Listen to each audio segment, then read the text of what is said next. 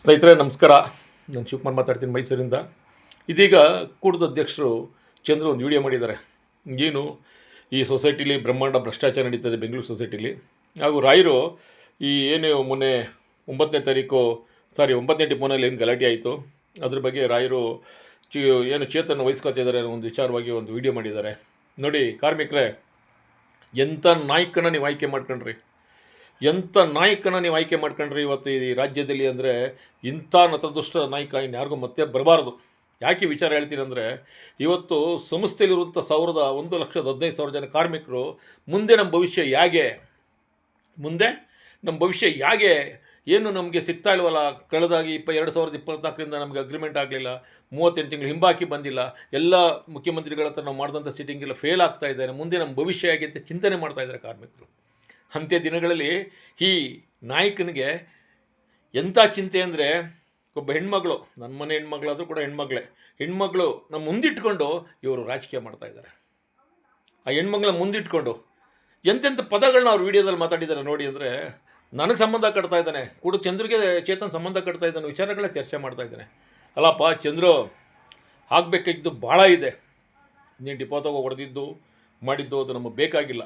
ಅವನೇನನ್ನೋ ಅದಕ್ಕೆ ನೀನು ಕಾನೂನು ಹೋರಾಟ ಮಾಡಿದ್ಯಾ.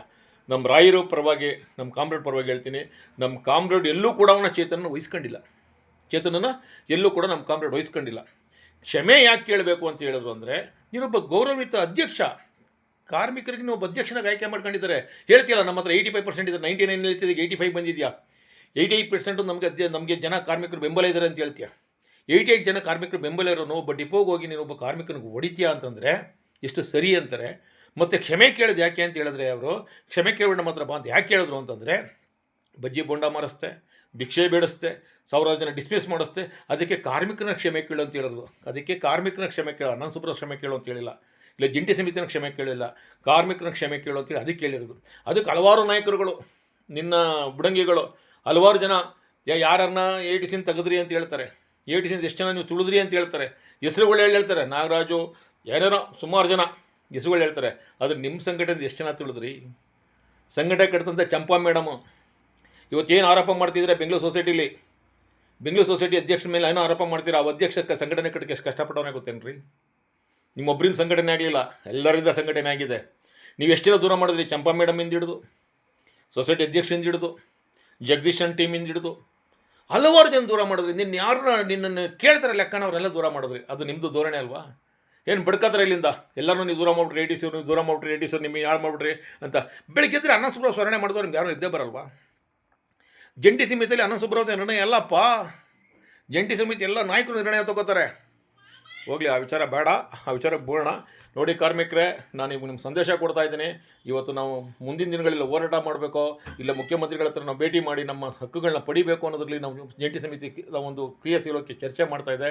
ಇವತ್ತು ನೀವು ಆಯ್ಕೆ ಮಾಡ್ಕೊಂಡಿರೋ ಈ ಕೆಟ್ಟ ಪದ ಬರಬಾರ್ದು. ಇಂಥ ವ್ಯಕ್ತಿ ಬಂದು ಇವತ್ತು ಯಾವುದೋ ಒಂದು ಹೆಣ್ಮಗಳನ್ನ ಮುಂದಿಟ್ಕೊಂಡು ರಾಜಕೀಯ ಮಾಡ್ತಾಯಿದ್ದಾರೆ.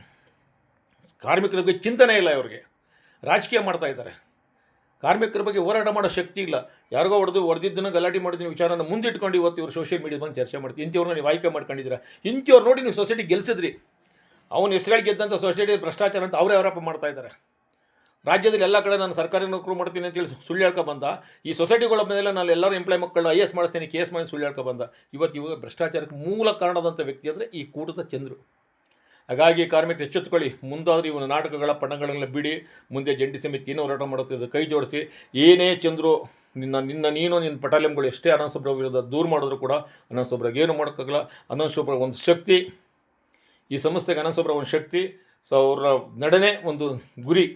ಹಾಗಾಗಿ ಬೆಳಗ್ಗೆ ಅನಂತ ಸುಬ್ರ ಸ್ಮರಣೆ ಮಾಡಬೇಡಿ. ಕಾರ್ಮಿಕರಿಗೆ ಏನಾದರೂ ಒಳ್ಳೇದು ಮಾಡೋದನ್ನು ಮಾಡಿ. ಜಂಟಿ ಸಮಿತಿಗೆ ನಿಮ್ಮನ್ನೆಲ್ಲೂ ದೂರ ಇಟ್ಟಿಲ್ಲ, ನಿಮ್ಮ ಅಜೆಂಡಾಗಳು ಬಿಟ್ಟು ಬನ್ನಿ ಅಂತ ಹೇಳ್ತಾ ಇದ್ದಾರೆ ಅಷ್ಟೇ. ಬಂದರೆ ಸ್ವಾಗತ, ಬರೆದವರು ಬೆಂಬಲ ಕೊಟ್ಟರು ಸ್ವಾಗತ. ಹಾಗಾಗಿ ಈ ಬುಡಂಗಿನ ಯಾವುದೇ ಕಾರಣಕ್ಕೂ ನಂಬೇಡಿ. Thank you. ಶುಭರಾತ್ರಿ. Good night.